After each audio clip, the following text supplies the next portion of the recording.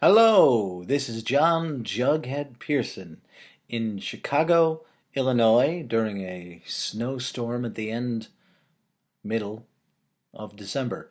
I am now tackling Bark Like a Dog, Screeching Weasel's eighth record? That's what it says in these notes, I think. I will have writings from Mass Giorgini, who engineered and produced the record, and also notes from Dan Panic, the drummer, his last record with Screeching Weasel. And I also am going to answer some questions that people wrote on the Facebook. And I'm going to fling most of this one. I hadn't thought about it in a while, and I decided I was going to get back to these again. I wanted to make sure to get Panic involved, and he eventually wrote some notes. Oh, actually, Vapid wrote a couple notes too. He didn't have much of a memory of the record, but there's something I'll read from him.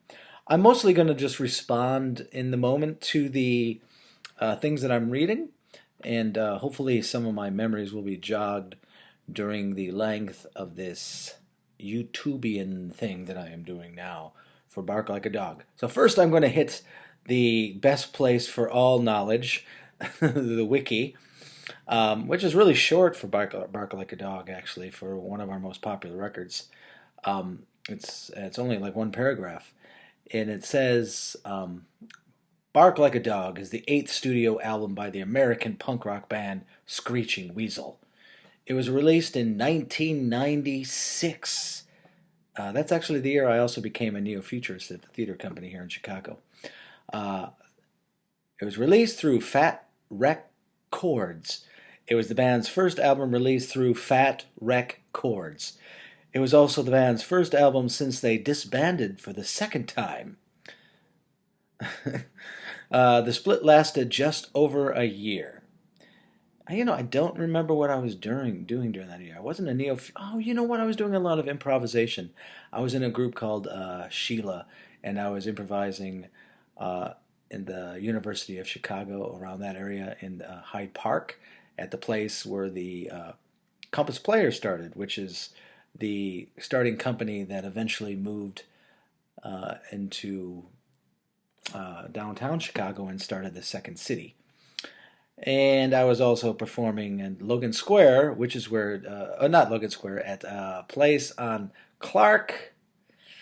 What was the name of that? But it was the place where David Mamet got his start, so that was kind of cool. So anyway, that's what I was doing during the Riverdales. So anyway, where am I? The split list is blah blah blah blah blah. Fourth of the band, all but Jughead. So all but Jughead was in Riverdales. I might talk a little bit more. That might just come up in this. I'm not sure. It was the band's only album to ever place a ranking on the Billboard charts. I didn't even know that. It looks like the Billboard charts was U.S. Top Heat Seekers, position number 34. So 96, position number 34 on U.S. Top Heat Seekers for Billboard magazine. We've made it. Anyway, so that's, let's see. So then we got the information here. The artwork. Who the hell did the artwork? I should have looked it up beforehand. I can't remember. I don't remember. I'll put those in the notes afterwards. But it was released on November 5th, 1996. It was recorded May and July 1996 at Uber Studio, Chicago, Ill. Genre, punk rock, pop punk. Length, 34 minutes, 42 seconds. It's produced by Mass Giorgini and Ben Weasel. I was around just as much too, but I didn't do a lot of the knob working or commenting, but I was there for the mixing, recording, and all the other stuff. That's it. So I'm going to go and actually, some people were asking who Tea Kettle Jones is. Maybe Mass talks about this in his notes, but I don't know. But Tea Kettle Jones was doing keyboards on Cool Kids, and that was actually, I thought it was Ben, but it was actually two people. It was Mass and Ben both playing the piano together. So that's Jimmy Spectacular keyboards on the first day of summer. Jimmy Spectacular is Ben Weasel. So that's funny. So we had two different names because so Jimmy Spectacular was Ben on the song First Day of Summer, but Tea Kettle Jones was the combinations of Mass and Ben on Cool Kids. Um, I will now go to my notes. I think I'll read some of the notes from Dan. I might just read Dan's whole thing first, and then Mass is more as usual more detailed about the engineering, and then maybe between those I'll answer some of the questions I've gotten from people on the Facebook. I got a lot of separate ones from Mass, so let me read one of Mass's. I'm going to read one of Mass's right off the bat and see if I have any things to say to that. So his first one that he had wrote here was, here we go. Master Genie. Bark Like a Dog was the first release of two in which I was given real productorial control. Ben asked what I needed in order to make the most professional sounding album possible within reasonable budget limitations. One of those calls came in the area of the guitar. Firstly, I said that it would be best if Jughead did the majority of the guitars, as he was a more accomplished guitar player than Ben. That actually suited Ben because once we started tracking with a more exacting critique on guitar playing, he found the painstaking method quite painful. I'm going to cut in right here for a moment. Yes, I don't remember that Mass had said that I should do that. I think it actually happened during the recording. It was suggested that Ben not do the parts. He had just bought his Mosrite guitar, which was one of the Ramones and the Ventures guitar, and the damn thing would not stay in tune at all. And we were being really picky then, and Mass was being picky, but every time he went to go play a song, it would go out of tune, and he wanted these songs to be all downstroked, which at first he was a way better downstroker than I was, Ben. But for some reason, I got better in preparation for this record, and he just got really frustrated. I remember being angry all the time, and then eventually he just left the studio, and I don't even think I saw him for a week, or he just got sick and tired of doing all of the guitar parts. So I ended up recording all of the rhythm tracks except for one, which I'll talk about later. But I had to use that goddamn Mosrite too, so I'd use my guitar, which I might have just gotten. Yeah, I got the SGs. This is the first. I had my custom SGs. I had two of them, a black and a white one. I think I might have got these with the money we made from this record, which I'll get to too also. So I had to deal with that Mosrite that would not stay in tune and do all of the rhythm tracks, and this was pre-digital. So it was fairly difficult. And I will go back to this first note of Mass's. Another way in which the guitar was done differently was in the tone itself. I insisted we use a Soldano guitar amp rather than the usual Marshall or even the Ampeg we had used in the past. The Soldano was a boutique hand-wired amplifier made in Seattle by Mike Soldano, who has custom-built and designed amplifiers for the likes of Lou Reed and Eddie Van Halen, to name just a few. I also put on here, after he put just a few, I wrote Martin Barre, or Barre, as I used to like to call him, with lots of exclamation points. That's one of my favorite guitarists from my younger days. That's Martin Barre was from Jethro Tull. And Flav Giorgini, Mass's brother, actually worked for Soldano and got to meet Martin Barre, so I think that's pretty cool. Back to Mass. I was at the beginning of my sonic arc of using Soldano amps, and within a few years I was using them almost exclusively. They are but inexpensive amps, as they can run for over... They are but inexpensive amps? Well, I think he means not inexpensive amps, because they run for about $4,000 new. But they do sound more perfect for the punk wall of sound than any other amp I've ever heard. I think we might have used them for the Mopes, too. We'll learn that a little bit later. but I'm pretty sure that is true. Um, I've always wanted to own a Soldano, but I didn't have the money, and we got. Actually, me and Ben both got. No, Ben got uh, his Marshall for Riverdale's, and then once we got the money for Bark Like a Dog, I also bought a Marshall Head JCM 900, I think mine is. I don't know, and then a four speaker half stack. That's what they call them, a half stack. I can't believe I still remember some of this stuff. All right, so let's move to Dan Panics. I might read the whole thing. Let's see. I haven't divided this up, but it looks like there might be ways to divide it up so I can go back and forth between Mass and Panic. So, Panic. Bark Like a Dog was an album recorded under a myriad of complications, but the finished product, I feel, is one of Screeching Weasel's better albums. The band relations during this time were tense and or non-existent. Added to that was the faltering relationship with Lookout Records, and the Herculean battle of lawyers between us and the label made the future of the band and album uncertain to say the least. Ben and John had put their own money into the recording in hopes our relationship with Lookout would resume. And if that were not in the cards, the hopes of a Hail Mary and other label interest might keep us above the line of poverty. Yes, I will comment a little bit on that. I didn't remember that Ben and I had always put money in for the record, so I didn't remember having done this for this one because it was a pretty hefty fee to record this one. But that makes sense. We maybe I'll tell this long story now and see if it fits right here.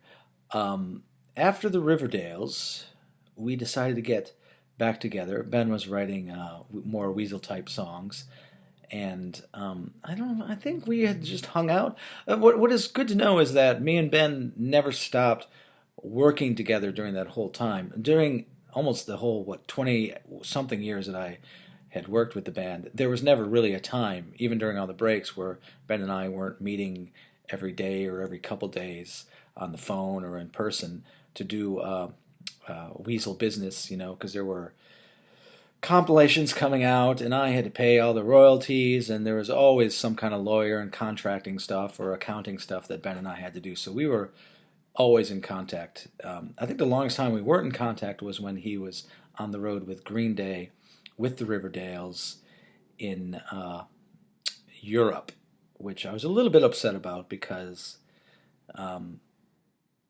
we never got to tour Europe with Weasel. So I seemed kind of I got the shaft that the three of them actually ended up touring in Europe. And that's how the Mangies actually first heard of Weasel. So a lot of good stuff came out of it that I would not steal away from the Riverdales, but I would have preferred it was Weasel. And I think Green Day would have wanted Weasel too, because they were big fans of ours, Mike. And I think they wanted us first then, but the band at the time was pushing Riverdales because that was the new band. As I was saying, we went to Lookout. We flew out to Lookout to try to get this deal going, and things had really gone sour between Riverdales and Lookout. Like Ben wanted way more support than Lookout was able to give. Lookout, if you read like Lawrence's book, which is really good about Lookout, he was how to ruin a label.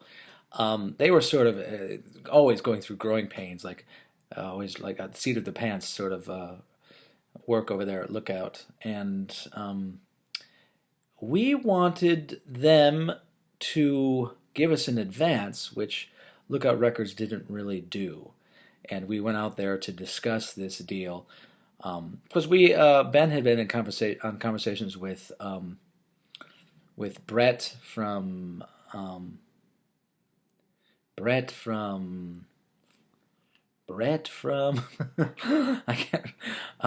can't remember that label. I have things about it later, but let me look it up. The guy used to be in Bad Religion. His label, huge label, the one that Rancid is on. That we weren't on the label mostly because of Rancid. What label is that? Epitaph. I didn't even have to look it up. I finally remembered it. For God's sake. Anyway, so they had done things about giving advances, and Lookout didn't really do that sort of thing. And we wanted them to go to more of a rate per record, like a standard rate, which meant instead of giving us a percentage like Lookout did, 60%. But then they took a lot off the top for the keeping the office open. Um, they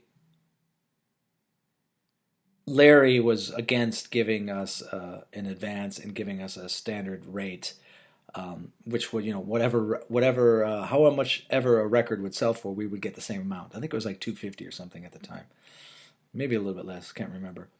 But he was adamantly against that, and we sat in his office, and there was a lot of other weird stuff going on. Like the three of them, Ben, Vapid, and Panic had sort of deteriorated as friends, I think, a little bit on the road. That European tour was really tough on them. And they all said that they never wanted to tour anymore. And I thought that was kind of a lie, because I know that Panic and both Vapid love playing out. But they were sort of being weighed down by Ben at that time, and he just sort of came into that meeting saying, "We won't tour. We'll never tour. So we want a record. We want to put a record out. We want an advance. We won't tour. These guys stand behind me on this." And then he said one thing that sort of halted the meeting for me. He goes, "And we're all gonna wear jeans and leather jackets." And I was like, "What does that have to do with anything?" And I don't agree. I actually said in the meeting, I don't agree. I don't even wear jeans. I don't have a leather jacket.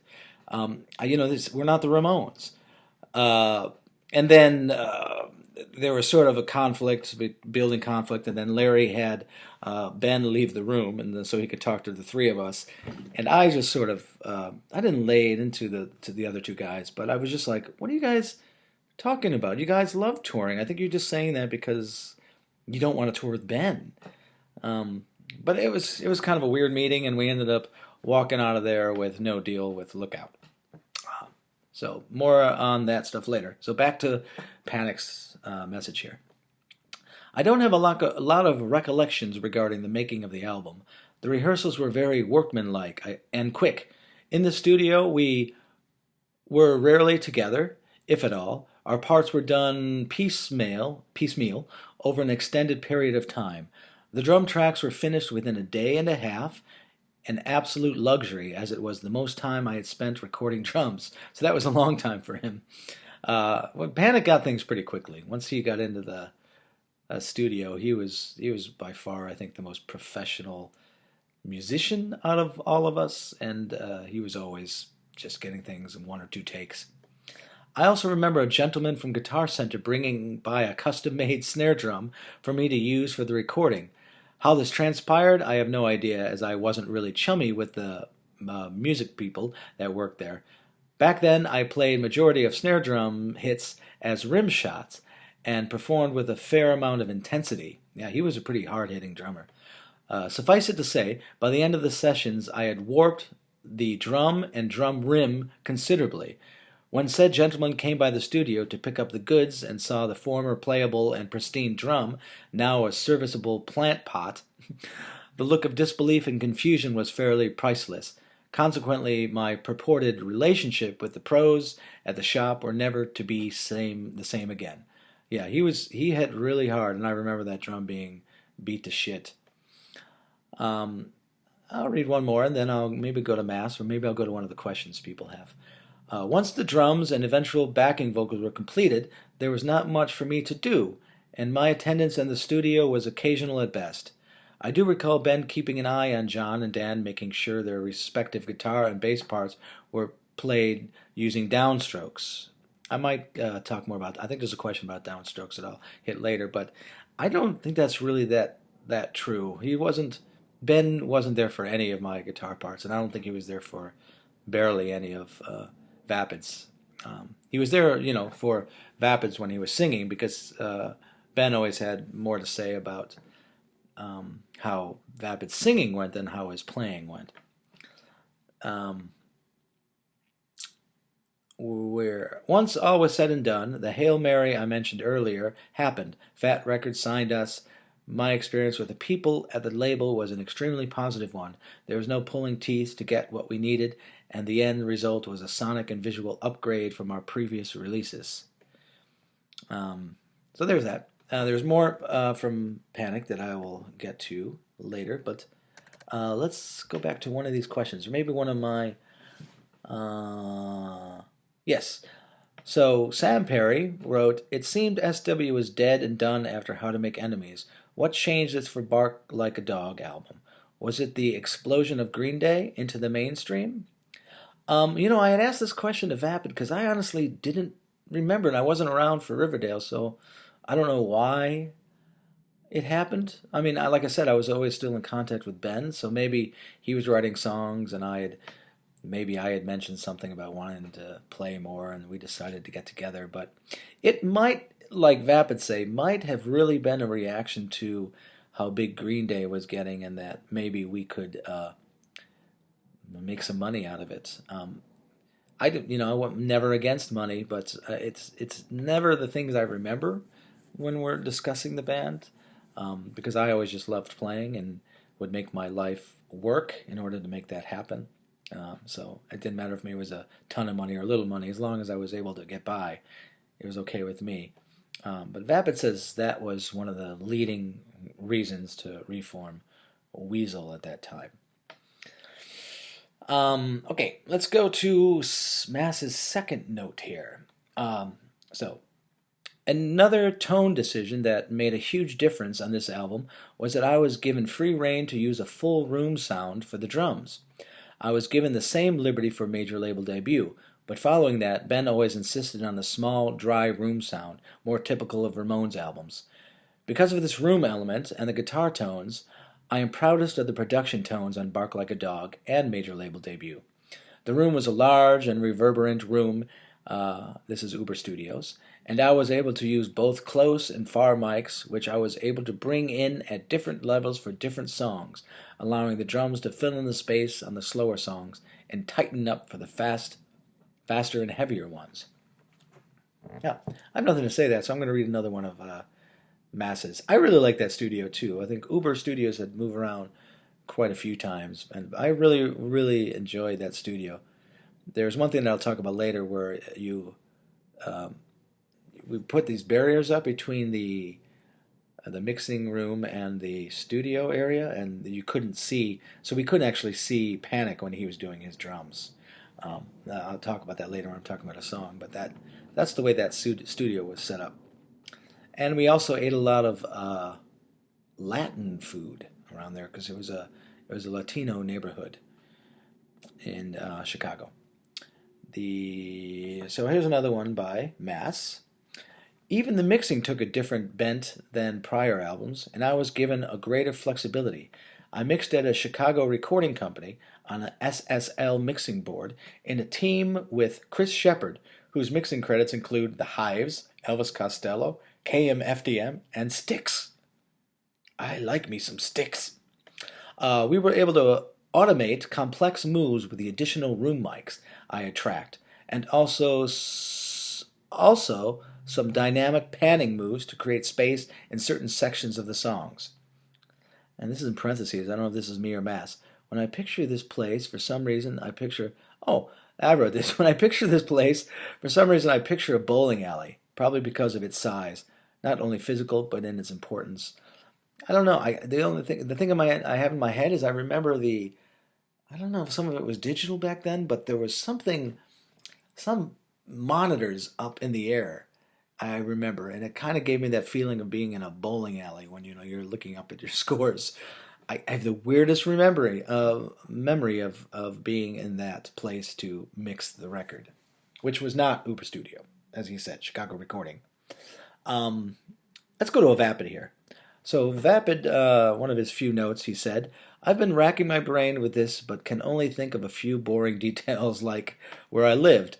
I live near Clark and Lawrence Avenue next to a cemetery where the band decided to take the photos. I'm not sure why we picked that place, but for some reason it became the place." I don't know either. I think Ben actually just suggested it while we were around there. I really enjoyed those photos. Um, and it was a cemetery that was right behind Vapid's house. And it actually is not far from where I later that year would join the neo-futurists in Andersonville. Vapid lived really close to Andersonville there. Um, I just love walking through cemeteries in general, so that was kind of a fun day for me. So here's more Vapid. I remember trying to sing more on this record than previous records, like on "It's Not Enough" or "Handcuffed to You." Um, yeah, I think Vapid sort of fell off more on the last record he had been on, um, Anthem for a New Tomorrow. He talks about how he felt like it was a complete package that Ben had done, and that there wasn't really much for him to add to it. And I think one of the ideas, especially since he was now writing half of the Riverdale stuff, I think he felt like or wanted to step up more and make more decisions. And I always thought Vapid had such a great voice. And I think after this we started the Mopes because Vapid is one of the best punk rock voices out there. And then he goes on. Basically, if I pictured the backing vocal, I tried it. There was a lot. I think they came out well. As far as bass goes, it was pretty straightforward, as I felt that approach fit the songs best. Vapid, yeah, is one of the best, and Panic was like this too. Me, I don't know, I veered in different directions because I liked my heavy metal, I liked my rock and roll, but they really liked the simplicity, and they would only add to a song what they really thought the song needed. Um, that was really great about them. Here's his last notes. I co-wrote "Get Off My Back," which was originally called something else. Can't remember what.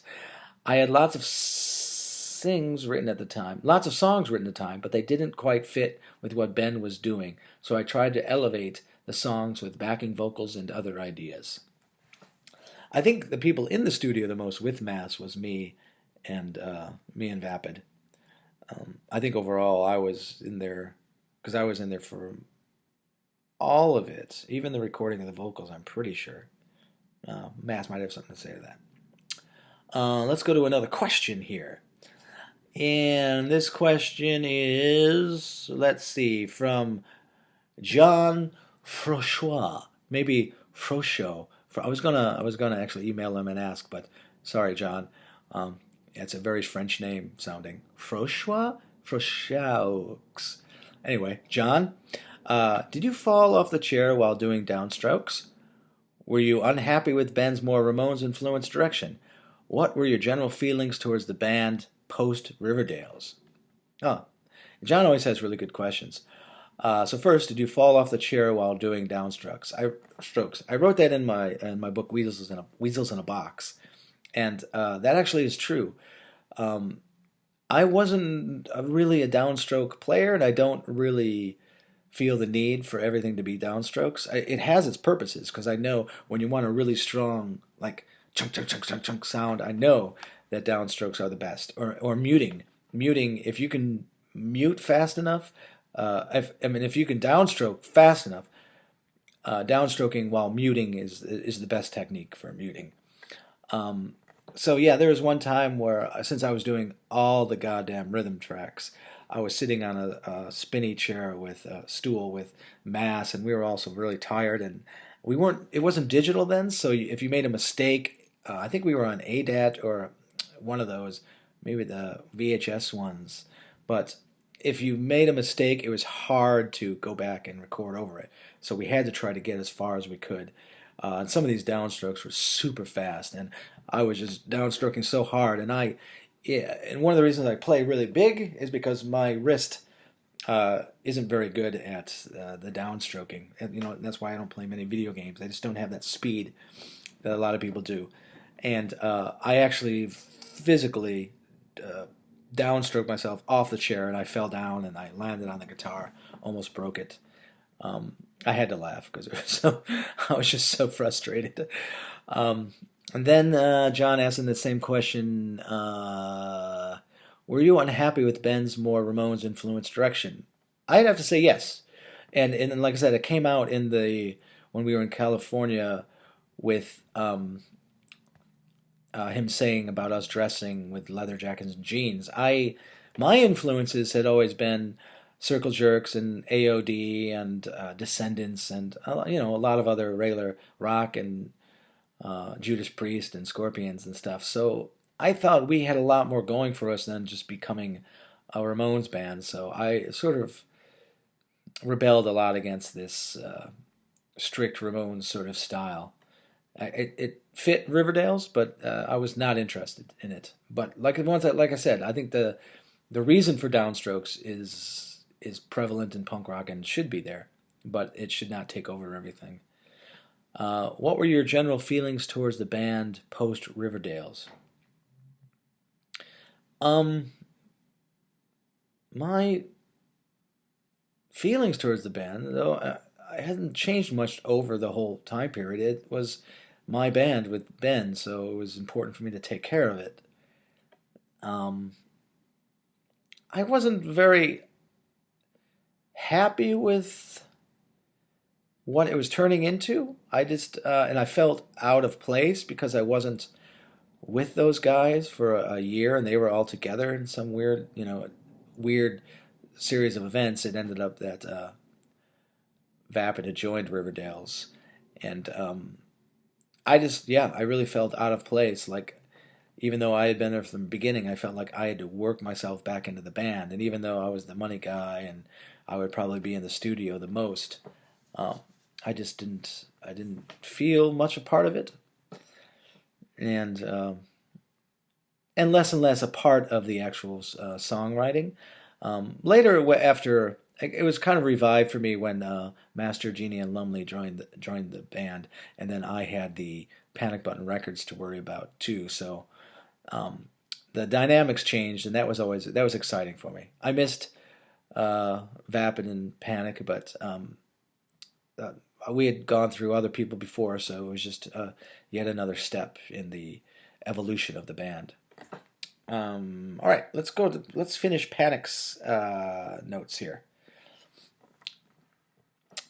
Uh,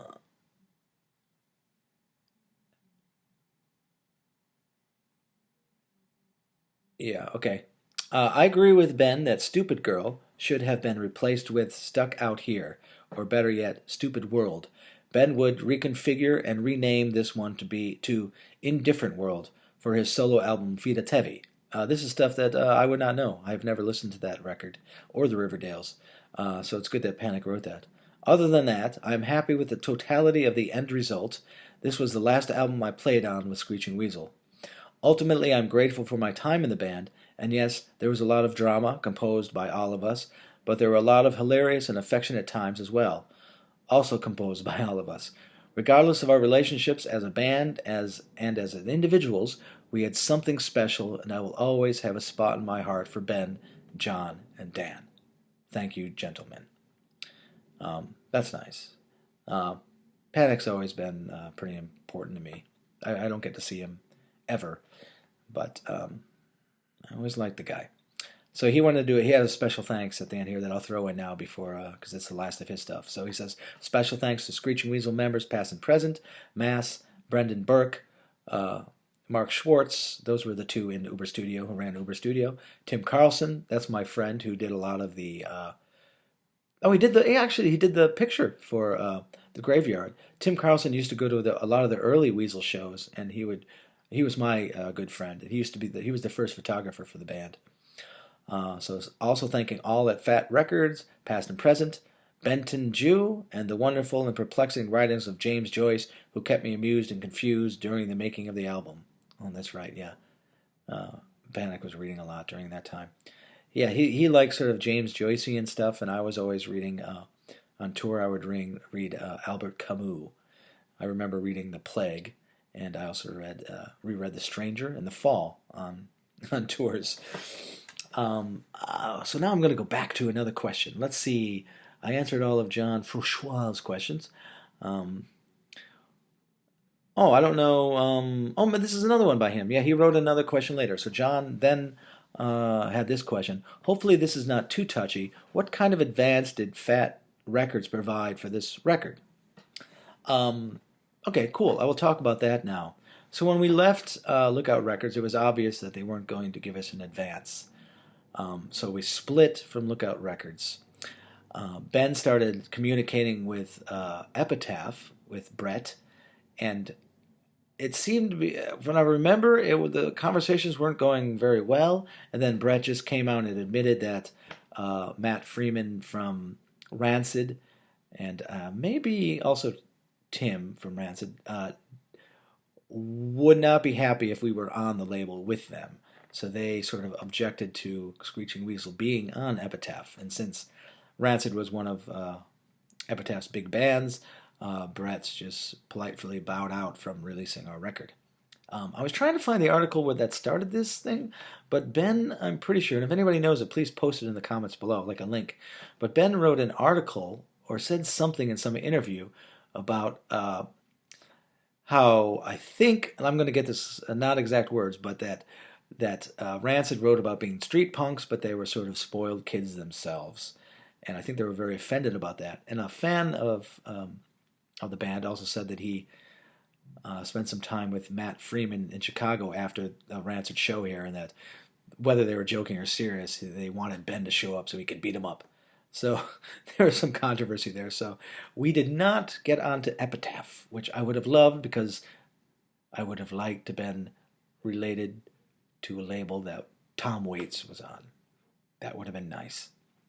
But then, Ben and Mike from Fat Records had worked together, and Fat Mike was on Anthem for a New Tomorrow.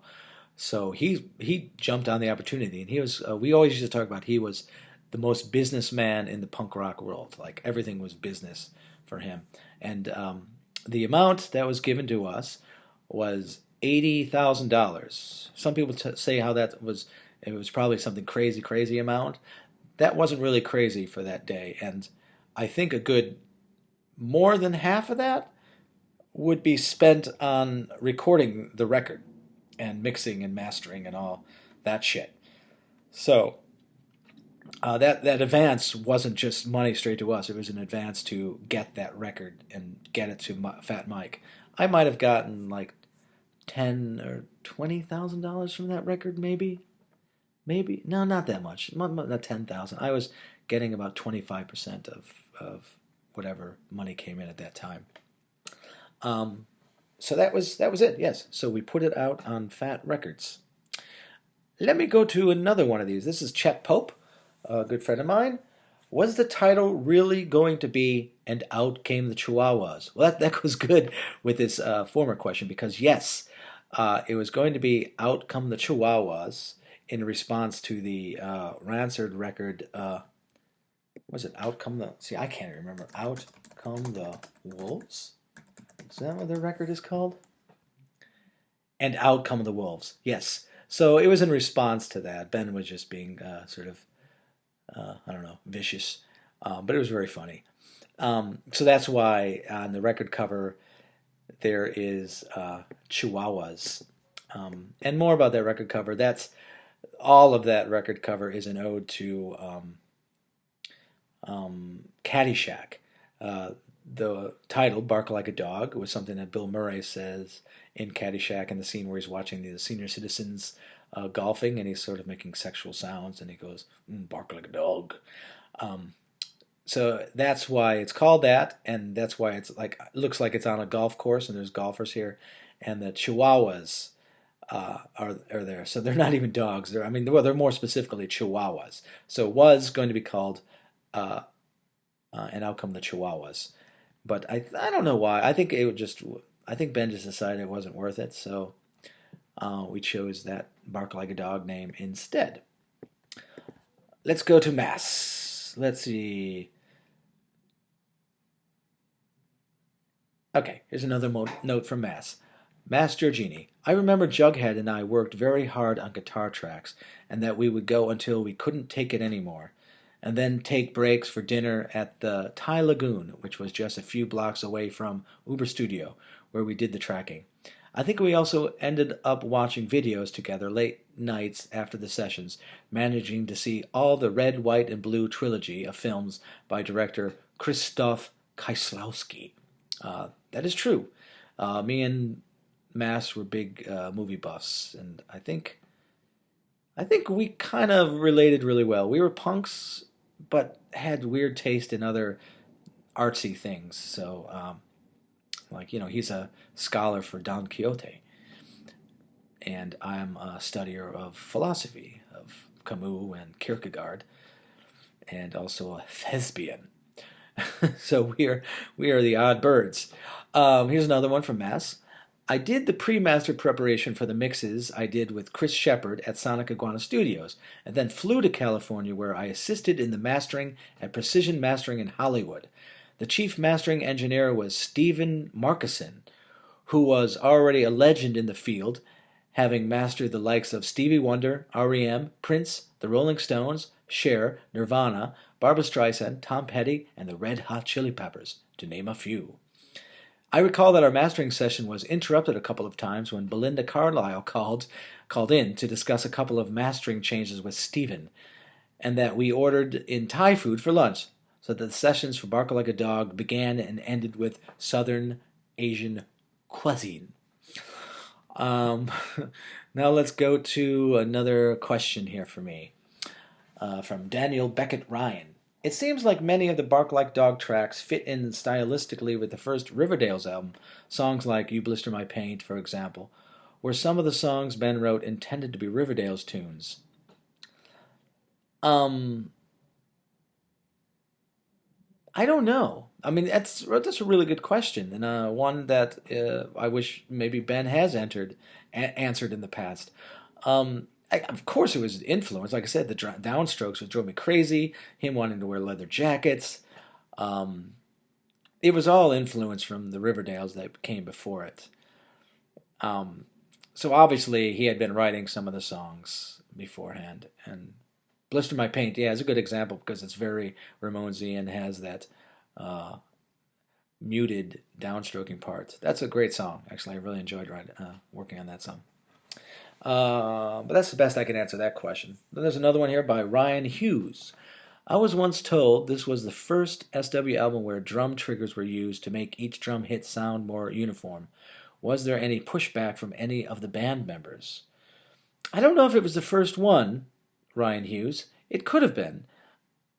I do remember Mass wanting to use them and not really having much resistance from Panic. He might have, sometimes he would internalize a lot of stuff, but he went with it. I think Mass's idea was to do it, and if Ben didn't notice, then we would keep it.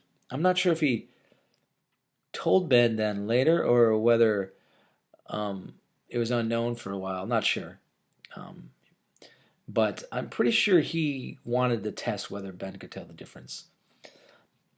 And I guess that was all about what they were doing in the studios then. Well, if people don't know what this means, drum triggers are basically the drummer would still hit the bass drum pedal, but there was something hooked to it that would trigger an actual fake bass drum sound so that it would be more even, so that the sound would be even instead of the foot, which sort of hits things slightly differently.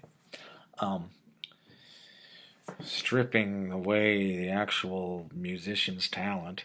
Um, I didn't really like that technique much. I could kind of tell, but whatever. We were experimenting more with the mainstream sort of ways of producing something. Um, and let's go back to one of other masses here. This is his last one. It's a longer one. So, as Uber Studio did not yet have a vocal booth at the time, we recorded Bark Like a Dog. Ben and I built a small room within the live drum room for vocal overdubs. The panels were made of cloth padded divider walls for work cubicles, and they were deep brown in color. It makes sense that he would remember they were deep brown because Mass has a sort of a funny obsession with shit and poop. Because of this, Ben dubbed the vocal booth the Chocolate Fort. Yes, they both related to fart, poop jokes. So that was called the Chocolate Fort. The name stuck, and any time when we were re-listening to a performance and found areas to repair or polish, I would tell Ben or Vapid, "Sorry, you've got to go back to the Chocolate Fort." Um, Oh, he talks about Tea Kettle Jones. So let's do this. On Cool Kids, we credited Tea Kettle Jones, who we claimed lived on California Avenue in a transient hotel. It was actually Ben and me splitting the part in two, each playing one part of the melody. It was an old Hammond that was in pieces, and we ran it through the Soldano guitar amp. Then the last thing that Matt says is related to this also, I think. Yeah. Panic wants to contribute, but wanted to contribute. Oh, that's not. That's a note to myself. I start like I'm like I just went somewhere else for a little while. No, that's just a note to myself that why I decided to stall this YouTubian telling of Bark Like a Dog was I wanted to make sure to get notes from Panic, which I have done. So now let's finish off some of these questions. I think I got one left from Sam Perry. Sam Perry says, I'd like to know why the group picture on the back of the album looks as if everybody, sans John, wanted to kill one another. And I wrote back to him on Facebook that they kind of did want to kill each other. Um, Ben, I don't know if I want to say this, but it's on my mind a lot. Ben, is not the nicest guy. He can be very friendly and very caring, but he also can be manipulating a lot, like a lot of really smart genius type people can be, whether they realize it or not sometimes.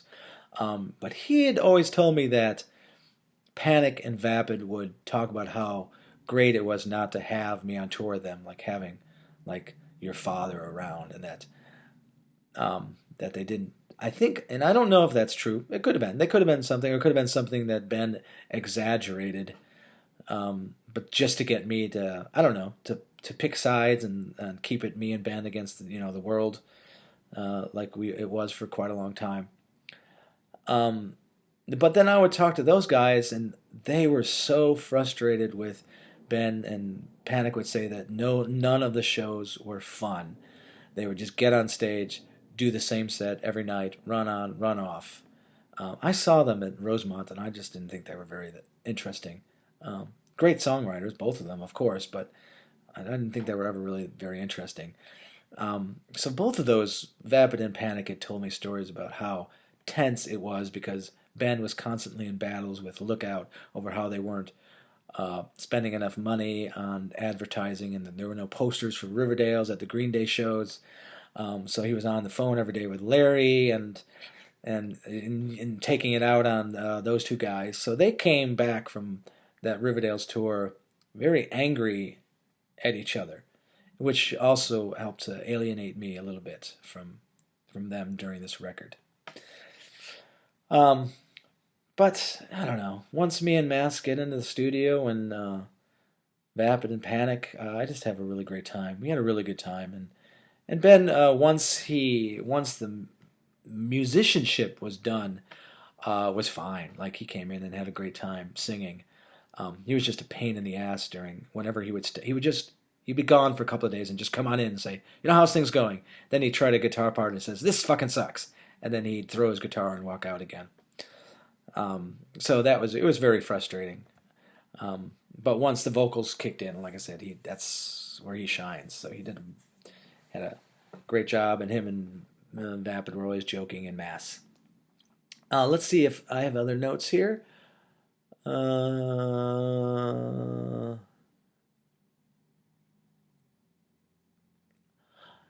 Okay, so I'm going to go through a couple of the songs here, and then I'm going to wrap it up. I think that will be it.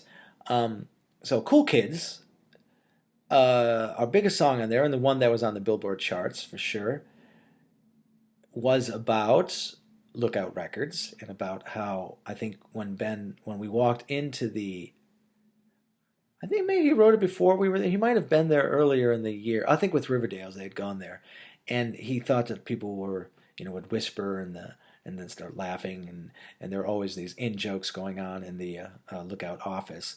So he felt like a separation between the band and the Lookout employees. So Cool Kids is based on the employees working at Lookout Records.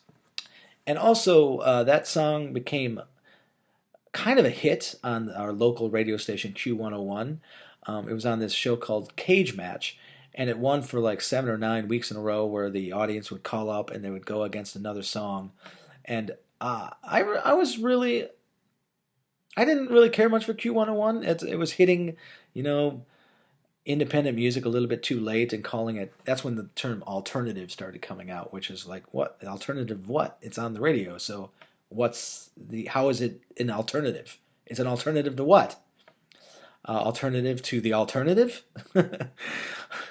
which was the underground and independent music. But anyway, it was kind of cool to be heard on the radio, and then I would talk to friends, and they would say, "Hey, I heard you on the radio, and I called up and I voted for your band." So that was pretty cool. Um, then the next song that I'm going to talk on the record is "You Blister My Paint." I bring this one up because when I toured with Even In Blackouts, I met the boys from the band Dillinger 4.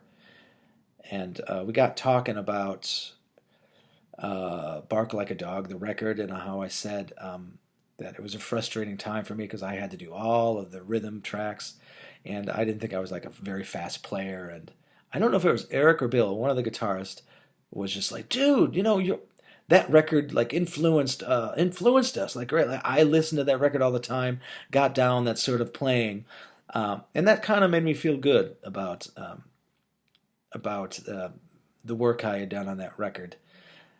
And Blister My Paint, I remember really, it was nice to hear in the big speakers my one guitar on the very troublesome Mosrite, and then I'd be playing my SG, and how tight I actually got Blister My Paint. I think I did those pretty like straight through. That track, I don't think I ever had to overdub parts or cut in parts. I think I did that pretty straightforward, those mutings. The other one is Handcuffed to You on this album, which I love this song, but it is the only song in any Weasel, on any Weasel record through my last record. Uh, what the hell is the name of it? Teenage Punks. Teenage Punks and Heat. It is the only song that I do not play on.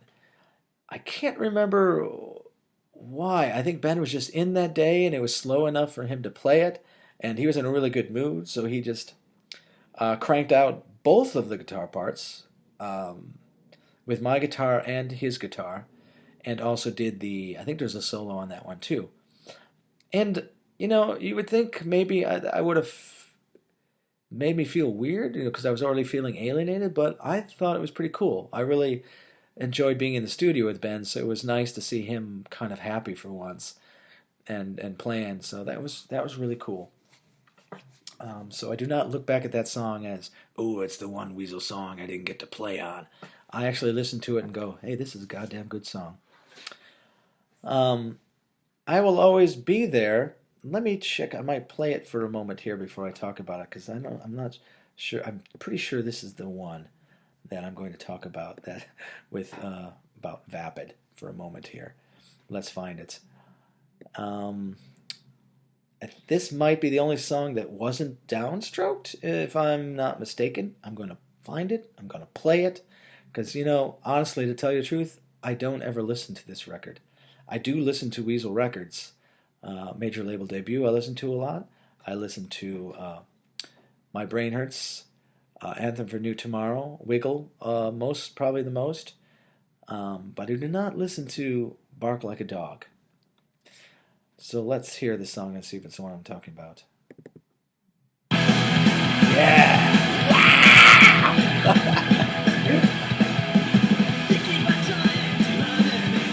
We actually, here's It's Not Enough, which is before it. You can probably hear this, right? I hope you guys can hear it when I'm playing. I really enjoy doing this because I actually, most of our music was always just chords. And this is one of the few times I actually got to play with, not finger picking, but picking individual notes in the chord. It sounds so simple, like all bands do it all the time. But I remember it being pretty special in that Ben and I didn't get along in talking about rhythm because I just had a different sense of rhythm than he did. So I was actually pretty impressed that I was actually able to do a part that wasn't just a downstroke rhythm part that he liked. So that's it's not enough. But what I would say about "I Will Always Be There" is that we were in the studio, and I don't know if Mass or Vapid wanted to try this out, but we put a part where he just whispers, I will always be there," and I loved I loved it. It was corny, but also I don't know, weirdly romantic and creepy. And I remember Ben hated it. He hated it, but it stayed. It stayed in there. So you can hear him panic, vapid whispering, "I will always be." Was it? "I will always be there."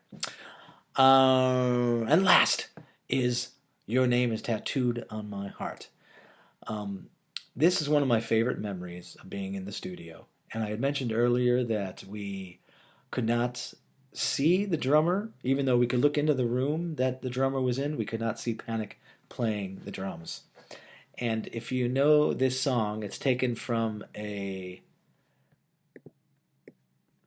Buddy Holly song, where it's just the same drum over and over and over again. And what the hell is going on? What the shit happened to my? I just downloaded this new software for my computer, and now my iTunes does freaky weird shit. So it went away. But anyway, it's the same drum through the whole thing. It's just you could have just looped it, but we actually had Panic play it, play it, play it, and play it. And I think Ben was in the studio there, and he said, "Just keep playing it, and we'll have you play, and we'll fade it out, but just keep playing until we tell you to stop playing." And we sat in the mixing room and listening to his drum part, and I remember Mass going, "I think that's about long enough, all right?" And Ben's like, with just sort of a mischievous smile, it's like, "No, let's just let him play longer." So we made him play, I think, like maybe 5 times longer than he had to, until he would just notice that he was going way longer. And I don't think he ever actually stopped. He might have stopped after 5 minutes. I don't know whether Ben went in there and just said, "All right, you can stop. We're way done with the song." But I remember that being very funny. We didn't really play around a lot much, like I said, during that last record. So it was kind of a nice, uh, moment. It was very funny, and Panic's drumming is always so perfectly on. So he played for like, I don't know, 5, 7, 8 minutes. That's just that same drum part. It was very funny, and I think I'm happy ending this one on that more happy note. So this is John finishing off this record, and I don't know what is next. I don't know if it goes right on to. Let me take a quick look. It might just go right into major label debut, or I don't know whether the Mopes started playing. Let's see if I can find this. The Mopes were side project. The band existed from 1996 through 98. The band existed from 1996 through 98. Yeah, so we might have recorded. I think the next record up is for the Mopes. That is exciting. I think the next record I will be doing is the Mopes. So thank you for listening, and take care of yourselves. It's been a hard end of the year, and I want you to do good work, and I'm proud of you, and go out and conquer what you need conquered. Thank you, and now I will find where this video is thing that lets me sign up. I've been wrinkling my eyes when I do these podcasts, these YouTubes. I don't know why I've been doing that. I don't have to see anything, so I think maybe I feel like it's made me look like I'm smarter than I am or something. Anyway, I might analyze that a little bit more next time. Thank you. Good night.